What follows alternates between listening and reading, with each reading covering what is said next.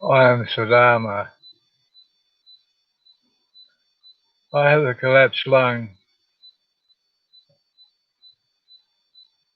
I'm 66 years old now. And I went to a dentist when I was 14 in boarding school, college. The dentist had a wrestling match with his nurse with a metal sucker in my mouth, cutting my left frenum, obliterating it entirely. That's in the mouth here, lower frenum. At another appointment, he cut the upper left frenum as well, slightly. At the same dentist, he did a root canal therapy on about the third teeth, same side. A bit of rubber through the tooth after drilling it entirely out,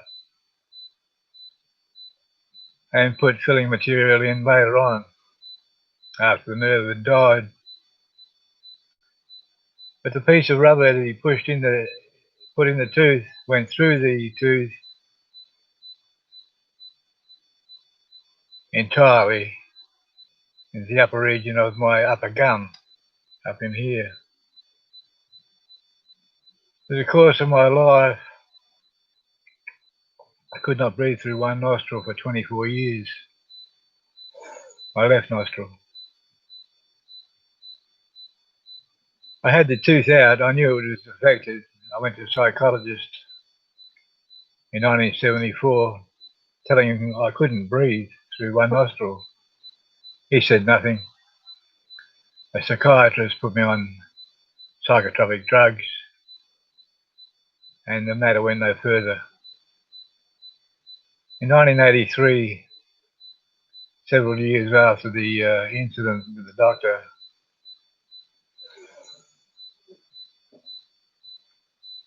I had the tooth out, which I knew was affecting my health, my breathing ability. As you might see, I've got a type of Bell's palsy here on the left side. The left side of my face has collapsed. I had the tooth out, and 8 years later, I found out that the tooth that was taken out had left a hole in my gum. I did a probe and I found a foreign object in my gum, my upper gum. I went to another dentist and he did a probe which opened the hole, and I defecated the foreign object, a piece of rubber, into a bucket, sifted it out and found out it was a bit of gutta perch type of rubber. The hole closed up, and this is some many decades later. I can still only breathe through that nostril and that lung consciously every day, all day. The lung has not had exercise for 24 years, so therefore it did not grow. The other lung overgrew, so did the nostril. So the cause of collapsed lung is more than that either. But this is for another time.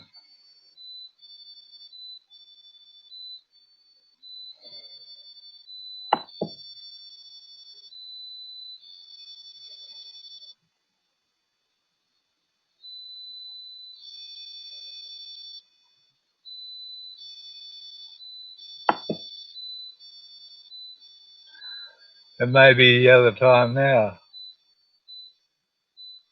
If one is held in a wrist lock by a policeman's children or himself before memory is formed, one may discover a different type of palsy that will take decades to resolve, and those decades for me have included the ability to meditate. For the ability to meditate opens up intuition and gives secrets from the inner self that are not available otherwise.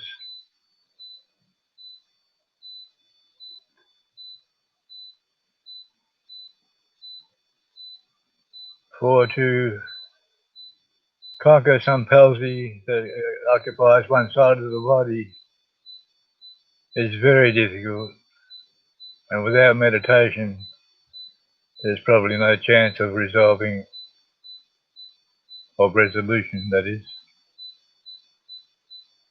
So meditate.